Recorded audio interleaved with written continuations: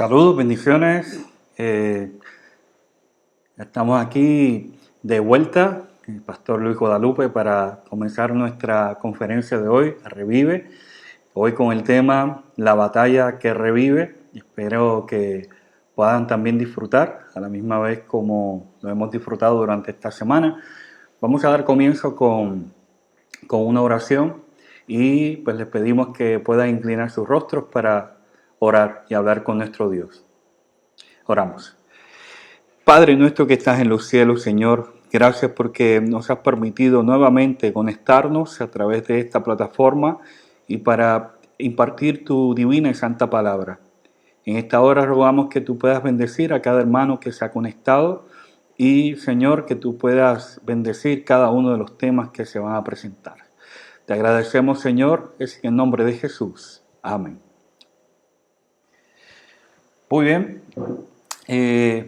Hoy, como había comentado, vamos a trabajar el tema la batalla que revive. La batalla que revive. Atrás tengo la palabra hay esperanza. Realmente debemos en estos tiempos tener esperanza. Nunca olvidemos eso. Tenemos que tener esperanza. La batalla que revive. Hoy vamos a hacer varias cositas interactivas. Vamos a ver un video. Espero que toda la tecnología trabaje conforme a como lo hemos establecido para hoy. Y vamos a ver un video. Antes de ver ese video, quiero que vayamos a la palabra de Dios en Isaías capítulo 1 y versículo 18. Acompáñame a Isaías capítulo 1 y versículo 18. Y la palabra de Dios dice de la siguiente manera: venid entonces y razonemos, dice el Señor, aunque vuestros pecados sean como la grana, como la nieve serán emblanquecidos, aunque sean rojos como el carmesí, vendrán a ser como blanca lana. El Señor en este pasaje bíblico nos está haciendo un llamado. Nos está diciendo, ¿cuán grande tú crees que es tu pecado? ¿O tú crees que hay un pecado tan y tan grande que el Señor no puede perdonar? Te pregunto, ¿cuán importante es el perdón para ti, para tu vida? ¿Cuán importante es el perdón para el ser humano? ¿Será que el perdón purifica el alma? ¿Será que cuando una persona es perdonada, por más grande que haya sido su pecado, será que impacta la vida de una persona que ha sido perdonada por otra persona? Y mejor aún, por la vida de una persona que ha sido perdonada por Dios, ¿será que es importante? Hoy vamos a tocar ese tema del perdón y vamos a profundizar. Y a veces nosotros estamos dispuestos a perdonar a personas que nos han hecho algo sencillo, pero ¿qué de una persona que nos haya hecho mucho daño, pero extremadamente mucho daño? Yo quiero presentarte un video en esta noche, espero que lo puedas ver y apreciar, donde te presento a una persona que fue enjuiciada por unos delitos muy graves de asesinato. Pero yo quiero que tú veas, porque te voy a presentar parte de ese juicio, para que veas cómo esta persona que lamentablemente le quitó la vida a muchas mujeres, cómo en este juicio permitieron a los familiares, antes de enjuiciar a esta persona, que los familiares hablaran a esa persona para que ellos se pudieran desahogar. Y quiero que prestes atención de la manera en cómo ellos se refirieron, pero cómo uno hizo la diferencia. A ver cuál es la reacción de esta persona que se mostraba frío. A ver cómo es la reacción de esta persona cuando otro reacciona diferente a la mayoría.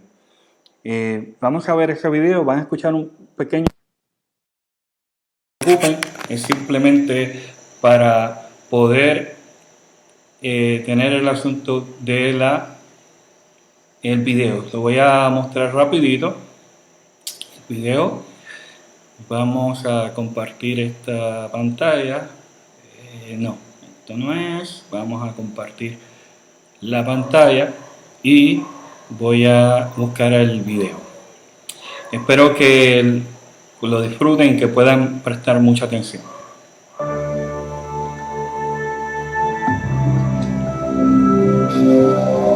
El 5 de noviembre de 2003, Desaparecieron todas las dudas sobre la culpabilidad de Ridgway. Se declaró culpable del asesinato de 48 mujeres. Había hecho un trato para colaborar en la investigación y les proporcionó más información sobre las víctimas y los lugares en donde estaban los restos. Haciendo eso se libró del juicio y de una posible condena a muerte. Señor Ridgway, ¿cómo se declara por el primer cargo de homicidio en primer grado de Wendy Lee Coffin? Culpable. Señor Ridgway, ¿cómo se declara por el segundo cargo de homicidio en primer grado de... Culpable. Culpable. Culpable. Es como si no tuviese ningún tipo de remordimiento por lo que había hecho. Había matado a tanta gente que ni se acordaba de quiénes eran. Me parecía imposible que alguien pudiese matar a toda esa gente y no se acordase de ellos.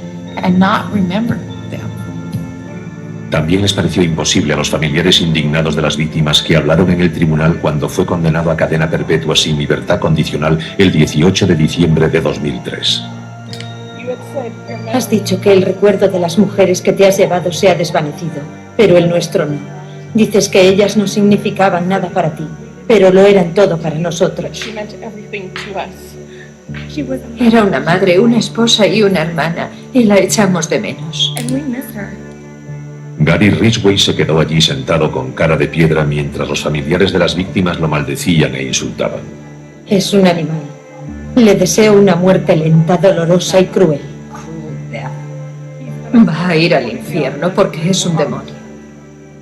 Poco después se derrumbó la fachada de frialdad cuando el padre de una de las víctimas lo sorprendió con una dosis de humanidad. Señor Ridgway, aquí hay gente que le odia. Yo no soy uno de ellos.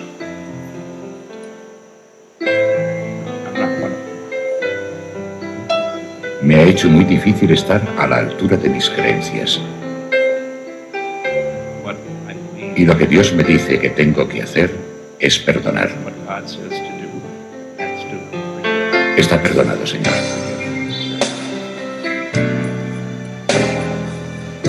Aquellas lágrimas y la declaración que hizo ese mismo día ante el tribunal fueron lo más parecido a mostrar remordimientos que Gary Ridgway había hecho nunca. Siento haber matado a esas mujeres. Tenían toda la vida por delante. Siento haberle causado tanto dolor a tantas familias.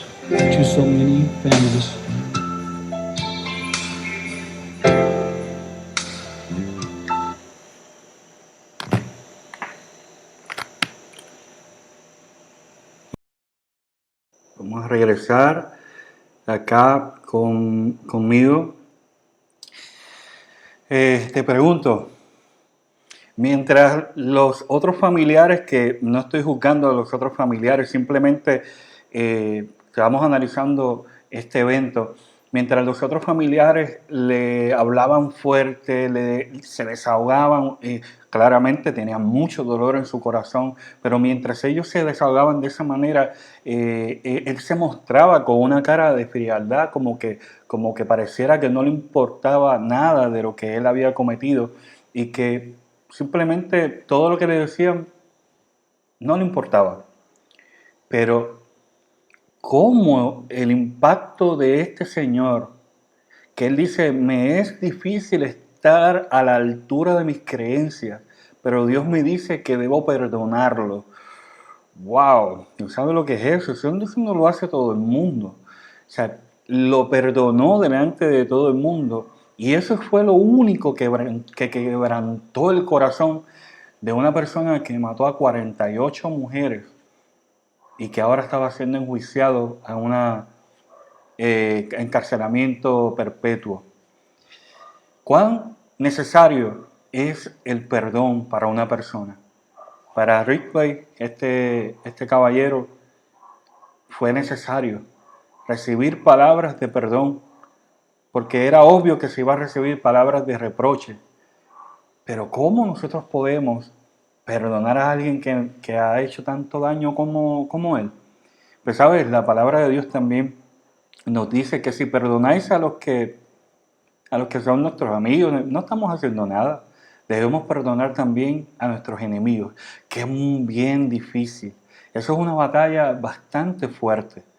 Ahora, si perdonar es difícil, buscar el perdón de Jesús para algunas personas le puede resultar bastante difícil.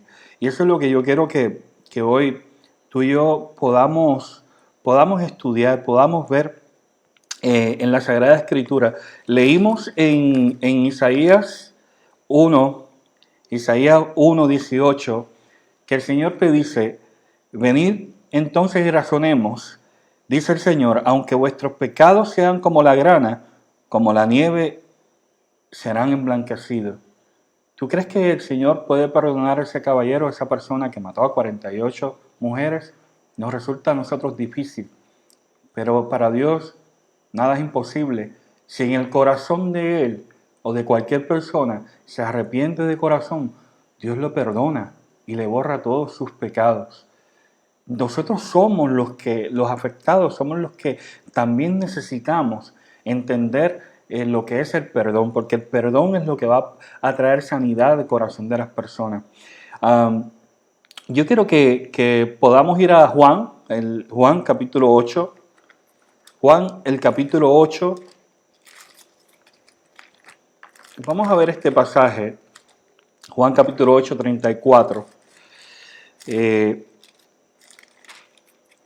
Juan capítulo 8 y versículo 34 en adelante. ¿Quién es el que realmente puede liberar de pecado a una persona? ¿Quién es el que realmente puede liberar de pecado a una persona? Miren este versículo 34, dice: Jesús respondió: os aseguro, todo el que comete pecado es esclavo del pecado. El que comete pecado se convierte en un esclavo del pecado. Y el esclavo no queda en casa para siempre. El Hijo sí queda para siempre. Así, si el Hijo os liberta, seréis realmente libres.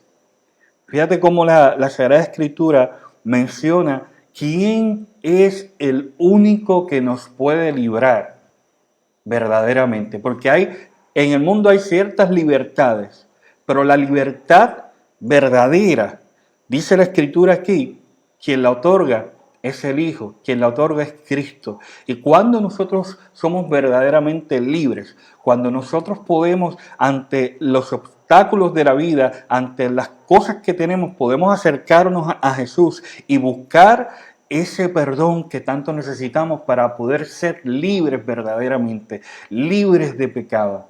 Y yo quiero ahora que vayamos a un pasaje para que tú veas cuán difícil le puede resultar a una persona ser libre de la esclavitud del pecado.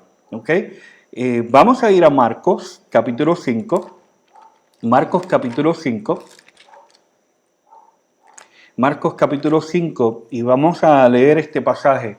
Recuerda, quiero que notemos en este pasaje cuán fuerte es cuando el pecado se entrelaza en la vida de una persona y echa tantas raíces, cuán difícil a veces se hace poder ser libre de pecado. Por eso te digo que el único que puede liberar verdaderamente es Cristo Jesús. Entonces, esa batalla que tú vas a ver ahora, cuando nosotros batallamos buscando la libertad real que viene de parte de Cristo, esa es la batalla que revive, como es el tema de hoy. Vamos a ver, Marcos capítulo 5 dice lo siguiente, versículo 1. Llegaron al otro lado del mar, a la región de los Gadarenos. Ya saben cuál es el pasaje que vamos a leer acerca de los Gadarenos. Versículo 2, cuando Jesús salió de la barca, enseguida vino a su encuentro desde los sepulcros un hombre con un espíritu impuro. O sea, estaba endemoniado, estaba encarcelado por el enemigo, estaba cautivo por el enemigo. Versículo 3, que habitaba en los sepulcros y nadie lo podía sujetar, ni aun con cadenas. Muchas veces lo habían atado con grillos o con cadenas, pero él había roto las cadenas y destrozado los grillos. y nadie lo podía dominar. Fíjate la fuerza que tenía esta persona que estaba cautivo del enemigo de las almas, pero no era solamente de Satanás. Nos vamos a dar cuenta ahora que era aún más serio la cosa.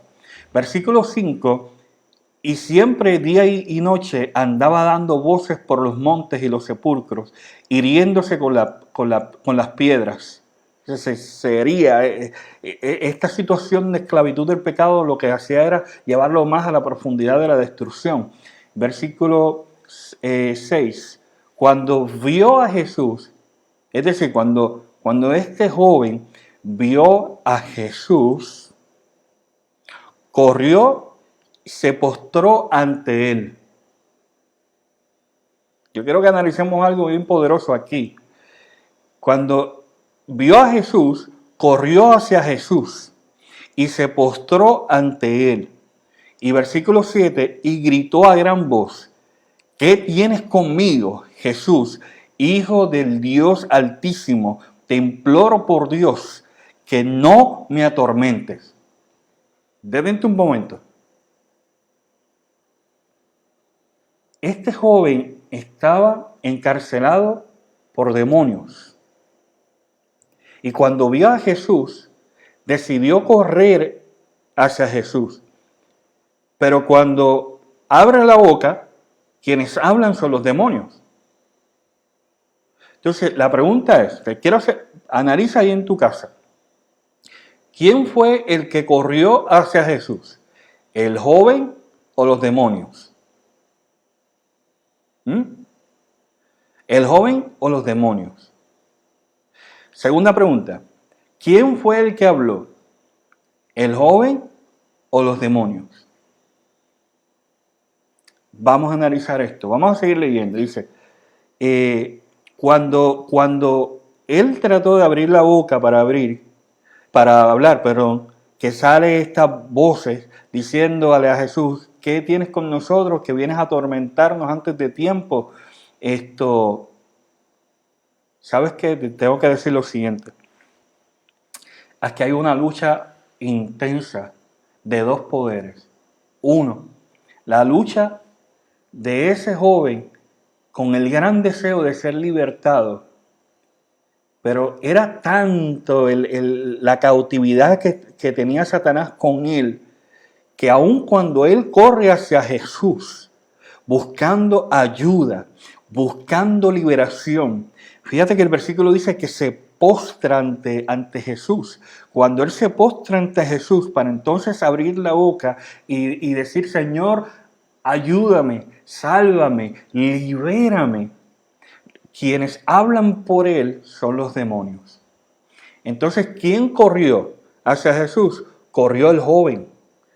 Pero por otro lado, los demonios están tratando de alarlo para que no corra hacia Jesús. Y esa es la lucha intensa, esa es la batalla que tenía ese joven, que mientras iba corriendo hacia donde estaba Jesús, estos demonios estaban intentando, no, porque los demonios sabían quién era Jesús, muy claro lo conocen. Sabía cuánto poder, pero los demonios no podían permitir que él llegara, pero él continuó en la lucha de llegar allá. Cuando se postra, que va a hablar, lo que hablan son los demonios. Y mira, cuando los demonios le hablan a Jesús, ¿sabes? En muchos de los episodios bíblicos vemos que Jesús tan pronto reprendía a los demonios, salían rápido. ¿Sabes que este es el pasaje donde encontramos que los demonios no salen de la primera vez que Jesús le dice: salgan? ¿O sí? Te lo voy a demostrar. Versículo 7. Gritó a gran voz: ¿qué tienes conmigo, Jesús, Hijo del Dios Altísimo? Te imploro por Dios que no me atormentes. ¿Por qué le decía los demonios eso a Jesús? Porque Jesús le decía: sal de este hombre, espíritu inmundo. O sea, vemos el cuadro, el texto me está diciendo que Jesús ya llevaba la primera vez que le dijo: salgan de ahí. Y salgan de ahí. Y ellos seguían hablándole a Jesús: ¿por qué vienes a atormentarnos? Y Jesús diciendo: salgan de ahí. Pero los demonios no salían. No porque no porque Jesús tenía el poder suficiente para sacarlo de una vez. Es que aquí, en este pasaje, se ilustra la lucha que hay entre un ser humano que está cautivo y que los demonios lo tienen como si fuera pertenencia de ellos, pero no son pertenencia del enemigo. Ni tú ni yo, nadie, ningún ser humano en esta tierra le pertenece al enemigo, le pertenece al Dios eterno, le pertenece a Cristo, que es nuestro creador. Pero esa lucha de liberación, esa batalla, era la que este joven estaba ahí tratando de liberar, de tener la victoria. Entonces dice, Jesús le preguntó, ¿cómo te llamas? Y respondió, me llamo Legión porque somos muchos. ¿Sabes lo que representa una legión? Una legión romana era un ejército de aproximadamente de 3.000 o 5.000 soldados. ¿Qué? ¿Tú sabes lo que es 3.000 a 5.000 soldados? Una legión. Cuando Jesús le pregunta, ¿cómo es tu nombre? Dice, nosotros somos una legión, somos muchos. ¿Sabes la cantidad de demonios que estaba dominando a este pobre joven? La pregunta es, ¿qué pasó con este joven que cayó tan bajo, que perdió el dominio propio, que perdió el control de su vida, donde se le entregó al enemigo de las almas y lo llevó a este punto tan terrible? ¿Sabes qué? Aquí es donde está la lucha intensa, aquí está la batalla que cada persona debe librar, buscar ser liberado, buscar ser perdonado de pecado. Sabrá Dios todas las cosas que hizo este joven para llegar ahí, pero ahora en ese momento Jesús no le importa lo que él hizo. Jesús lo que le importa en ese momento es que liberarlo. Versículo número 10, y le rogó con insistencia que no los enviasen fuera de esa región. Y allí cerca del monte estaba haciendo una gran piara de cerdos.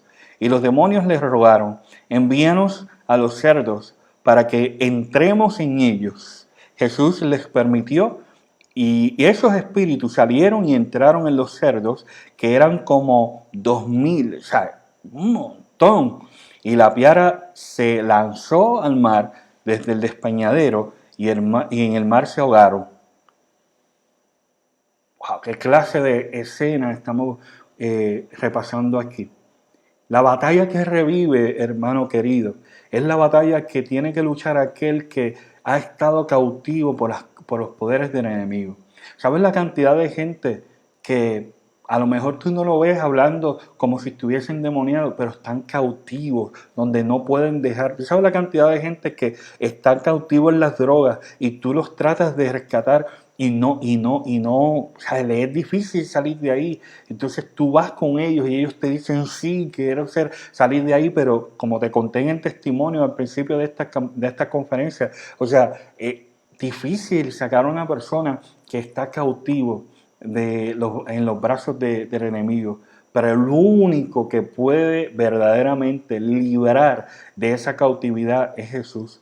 Mira, el pasaje bíblico nos sigue diciendo que cuando esos demonios salieron y cayeron en los cerdos y los cerdos se despeñaron por allá y murieron los cerdos y los dueños de los cerdos, se formó un revolú porque los cerdos, que eso era un montón de dinero, y que votaron a Jesús, le dijeron, no te queremos ver más por aquí. O sea, la gente estaba más preocupada por los cerdos que por la liberación de un ser humano. La gente estaba a veces más preocupada por la economía que por la liberación y la salvación de un ser humano. Pero sabes que a Jesús no le importa eso, porque Dios es el dueño del oro y la plata, y Dios lo que quiere es liberar verdaderamente a aquellos que lo necesitan. Vino a buscar y salvar a lo que se había perdido. Y quiero decirte, mira, en versículo 15 dice, cuando llegaron ante Jesús, vieron al que había sido atormentado por el demonio y había tenido legión, estaba sentado y en su juicio cabal, y tuvieron miedo. La gente se dio cuenta del gran milagro que el Señor Jesús hizo, de cómo este joven que estaba prácticamente destrozado, que estaba sin ropa. Ahora cuando ellos llegan lo ven limpio, lo ven transformado, lo ven en su sano juicio, lo ven con la mirada correcta, lo ven sentado de lo más bien, sin gritar, sin hacerse daño, sin hacerle daño a otras personas. Esa es la transformación que provoca Jesús en la vida de las personas. ¿Sabes qué? Este joven, quizás cuántos pecados cometió, hasta dónde llegó, no sé. Lo que sí sé es que Dios tiene poder para transformar al pecador más vil. ¿Y sabes cómo lo transforma? Le hace un llamado: ven conmigo y razonemos. Si tus pecados fueran tan profundos y tan malos, tan rojos como el carmesí, los voy a convertir en blanca lana. ¿Sabes lo que significa eso? Que no importa cuán pecador pueda ser uno, o cuántos pecados, o qué tipo de pecado haya cometido una persona, si la persona viene delante de Jesús y como este joven aquí endemoniado fue para buscar liberación verdadera, fue para buscar el perdón que liberta, el Señor va a perdonar y va a traer salvación y salvación eterna. Quiero que vayas conmigo a Apocalipsis capítulo 3, Apocalipsis 3 y versículo 21. Apocalipsis 3 y versículo 21. Apocalipsis 3 y versículo 21. Mira lo que dice aquí. Al que venza, le daré que se siente conmigo. Cuando la gente llegaron a donde estaba Jesús y los que tenían el demonio antes, lo encontraron sentado. Pues mira la implicación que hay de haberlos encontrado limpios y sentados. Aquí dice: al que venza, le daré que se siente conmigo en mi trono, así como yo he vencido y me he sentado con mi Padre. A los que venzan, a los que en la batalla única que revive, que es buscar la liberación y el perdón, los que logren eso en el nombre del Señor, el Señor Jesús está diciendo: los que tengan esta victoria se van a sentar en el trono conmigo, como yo he vencido y me he sentado junto a mi Padre. ¡Wow! ¿Sabes que eso es lo que el enemigo quería? Sentarse en el trono de Dios. Sin embargo, lo más que le molesta al enemigo de las almas, a Satanás, lo más que le molesta es que tú y yo, siendo como somos, débiles, pecadores, somos perdonados y nosotros nos vamos a sentar en el trono, pero Él no se va a poder sentar. Por eso Él está bien molesto, por eso Él no quiere que tú llegues a los caminos del Señor, por eso es que Él no quiere que tú permanezcas caminando por el Señor. Él quiere que nosotros cometamos pecado, que nos enredemos y que quedemos cautivos de sus tentaciones, pero no. Si nosotros damos la batalla como este joven que luchó y corrió hacia Jesús, mira, es momento de correr hacia Jesús, es momento de poder dar la batalla de la fe, la batalla correcta para que podamos entonces ser salvos de toda maldad. Apocalipsis capítulo 3 y versículo 5. Apocalipsis 3 y versículo 5. Mira lo que dice. Este es nuestro último versículo. Apocalipsis 3 y versículo 5. El que venza será vestido de ropas blancas. ¿Sabe que ese endemoniado no tenía ropa y cuando vinieron las personas?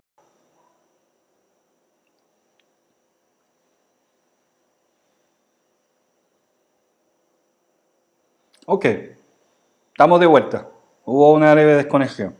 Estaba diciendo que Dios le dio vestiduras. ¿Ok? Dios le dio vestiduras blancas. Se lo vistió.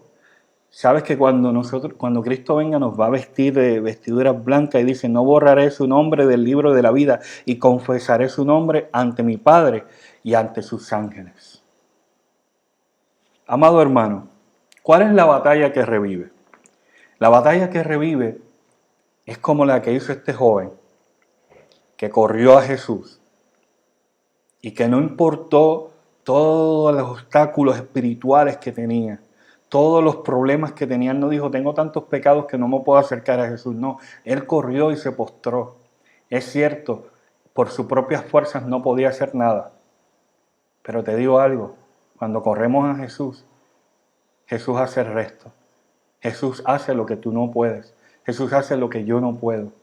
Porque lo que es imposible para mí, para Él, todo es posible.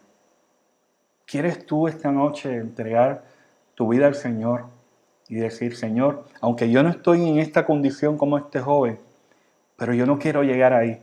Quiero mantenerme junto a ti en la verdadera libertad. Entonces, es momento de poder aceptar al Señor Jesús. Si tú conoces a alguien que está cautivo por muchas cosas, vamos a rescatarlo, vamos a buscarlo, porque en Cristo hay poder. Te invito para que podamos orar en esta noche y pedirle a Dios que Él realmente nos ayude a hacer la batalla que revive. Oramos. Padre nuestro que estás en los cielos, Señor, en esta hora te pedimos que tú nos puedas bendecir. Padre, esta batalla a veces es dura, pero contigo lo podemos. Dejemos correr a ti, como hizo este joven, y pedir que tú nos puedas liberar, que tú nos puedas limpiar, que el perdón que solamente viene de ti, que pueda ser ese bálsamo y esa sanación para nuestras almas, y nos permita eso, estar sentado muy pronto contigo en el trono de gracia, y que tú nos puedas dar las vestiduras blancas de santidad que nos permitirán estar por la eternidad junto a tu presencia. Bendice a los hermanos de Dalton y de Calhoun, acompáñalos siempre y bendice a los amigos que se han conectado para que todos podamos proceder al verdadero arrepentimiento y recibir de ti, Señor, el oportuno socorro y la salvación eterna. Te agradecemos, oh Dios, que es en el nombre de Jesús. Amén. Dios les bendiga. Gracias por estar conectados con este servidor. Continuamos mañana a la misma hora y esperamos que sigamos siendo bendecidos por el Señor. Dios me los bendiga mucho. Bye bye.